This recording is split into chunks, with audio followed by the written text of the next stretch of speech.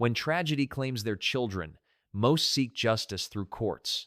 The Amish offer forgiveness, instead inviting the driver responsible into their homes.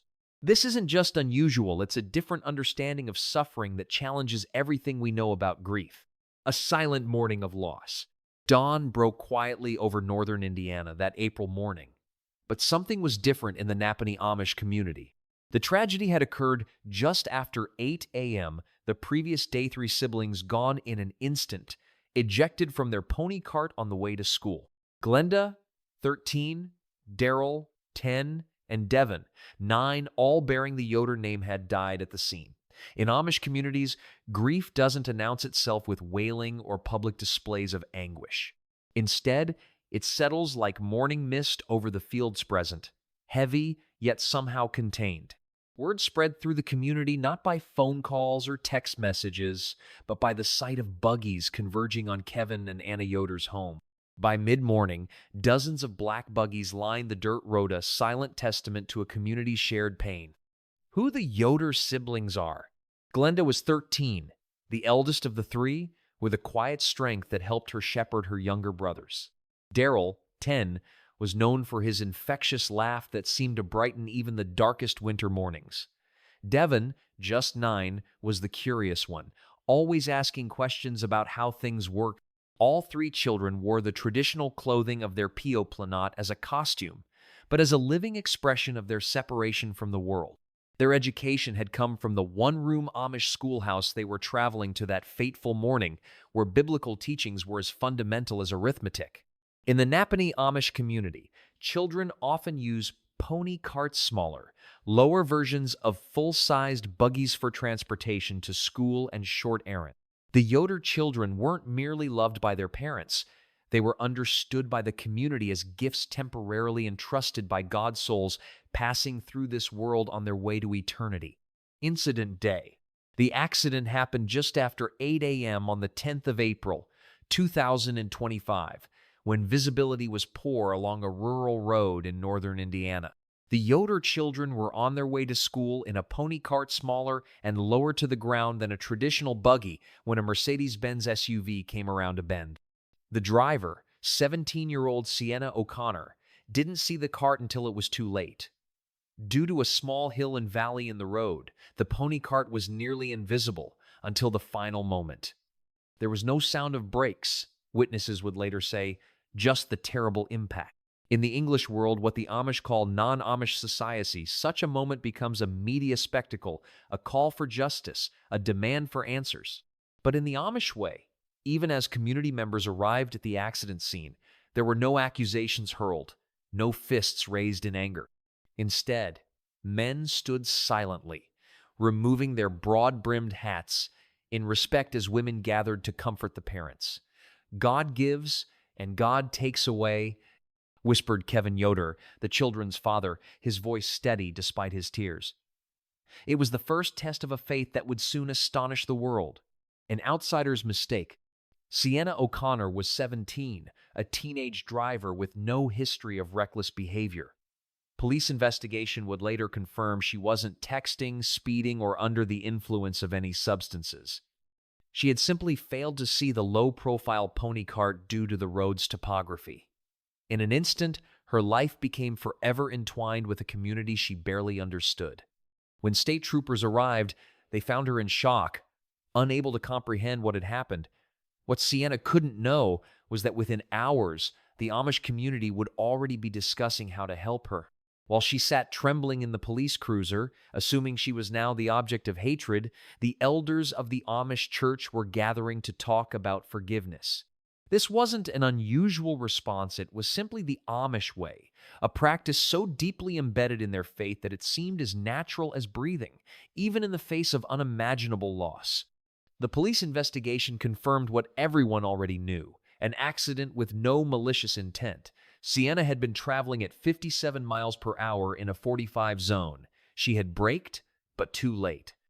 The report was filled with technical details that would have meant little to the Amish, who focus not on legal technicalities but on human connections.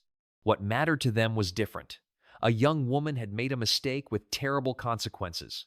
Modern society often demands retribution lawsuits, criminal charges, public apologies. For the Amish, however, dwelling on fault creates spiritual barriers to what must come next.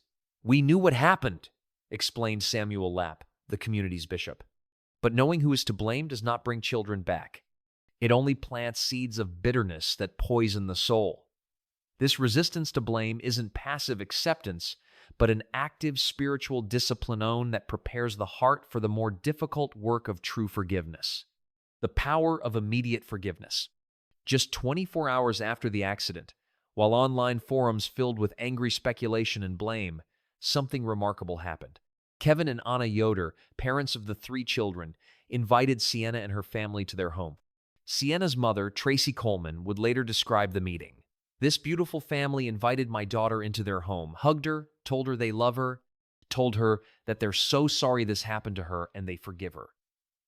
This wasn't a grudging forgiveness offered after time had dulled the pain. It came while the bodies of their children were still being prepared for burial, while the wound was fresh and bleeding. The Yoders didn't just offer empty words, they made a statement that stunned even those familiar with Amish culture. "We do not hold Sienna at fault and believe she was only a tool in God's hands to bring these children home to Jesus." For the Amish, forgiveness isn't granted when it feels natural, it's offered immediately as a first response rather than a final one. Forgiveness as a spiritual discipline. What outsiders often misunderstand about Amish forgiveness is its nature. It isn't an emotional release or a statement of feeling, it's an intention, a commitment, a deliberate choice. Rooted in Christ's teachings and the Lord's Prayer, "Forgive us our debts as we forgive our debtors," the Amish view forgiveness as non-negotiable. To withhold forgiveness is to claim that Christ's sacrifice wasn't enough, explained Bishop Lapp. "We forgive because we have been forgiven much." This understanding transforms forgiveness from an emotional response into a sacred obligation. The Amish word Gelassenheit, yielding to God's will, captures this perfectly. When tragedy strikes, the Amish believe their duty is to submit to divine wisdom they cannot fully comprehend, rather than demand answers or seek retribution. This doesn't mean the pain disappears. The Yoders would weep nightly for their children, but it does mean they refuse to let bitterness take root alongside their grief. The distinction is crucial. Grief is natural and healing. Bitterness is a poison that faith must counteract. A prayer for the murderer.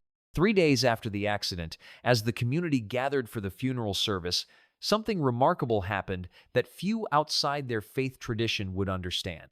During the service, held in a neighbor's barn with nearly 300 mourners present, Jacob Yoder stood to speak. He asked the community to pray not only for his family, but for the young woman who is suffering too. In that moment, he elevated Sienna from a perpetrator to a fellow human being in need of compassion. An English neighbor who attended the service later told reporters, "I couldn't believe what I was hearing. Their children weren't even buried yet, and they were asking God to help the driver find peace." This wasn't performative forgiveness for public approval. The Amish actively avoid publicity. Rather, it was evidence of a worldview so different from mainstream American culture that observers often struggle to comprehend it. For the Yoders, Sienna wasn't an enemy, but a soul in anguish, someone who needed prayer perhaps even more urgently than they did. Notes of compassion.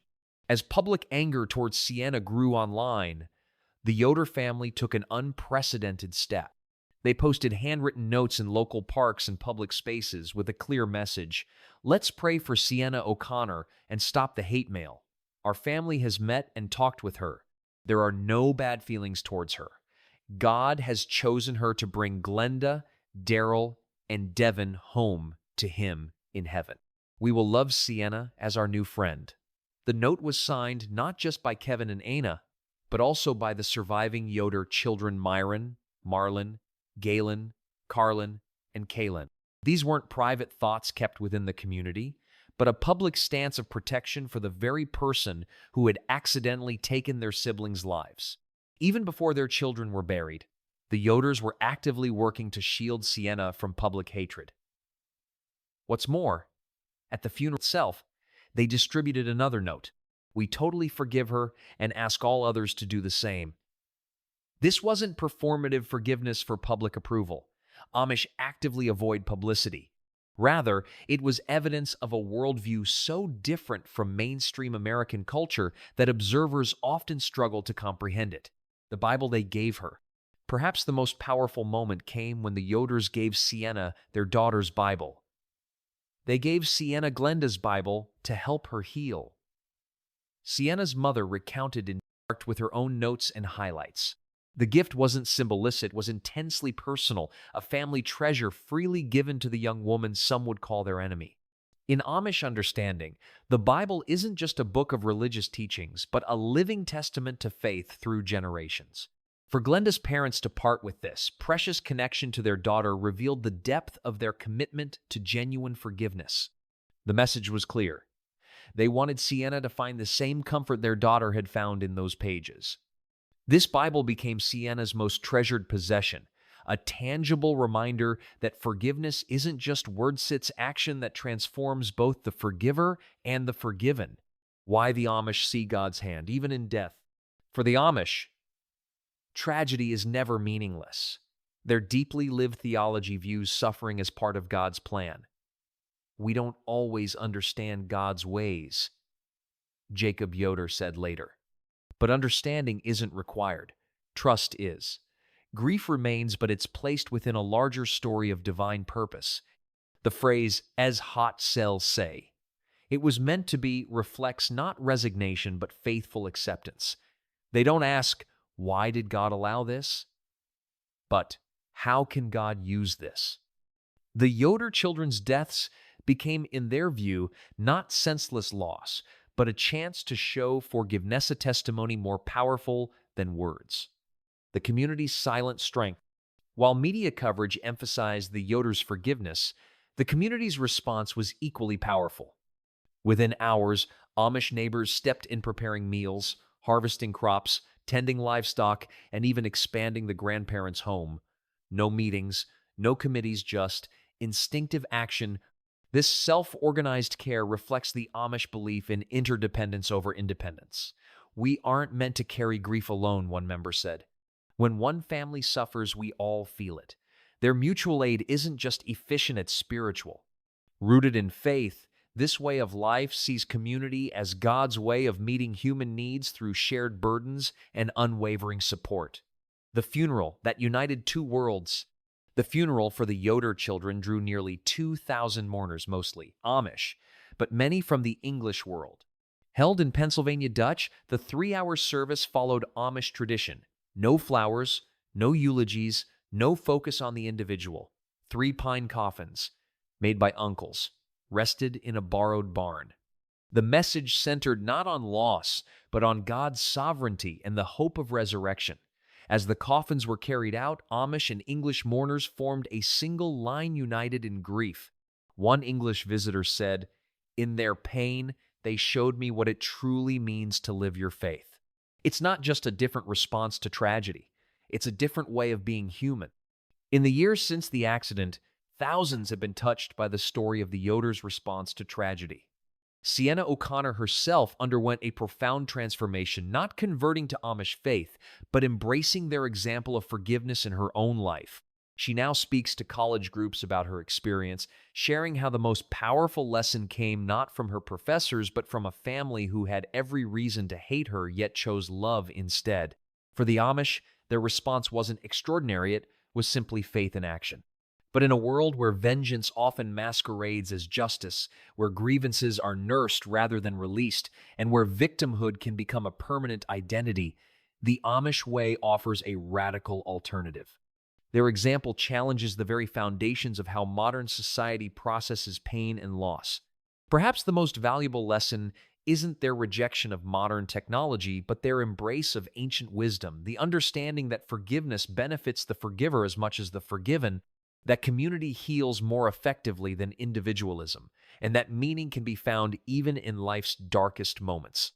In a society increasingly defined by division, the Amish response to tragedy remains a quiet but powerful testimony to another way of being human known, marked by humility, community, and an unshakable faith that transcends life's deepest sorrows.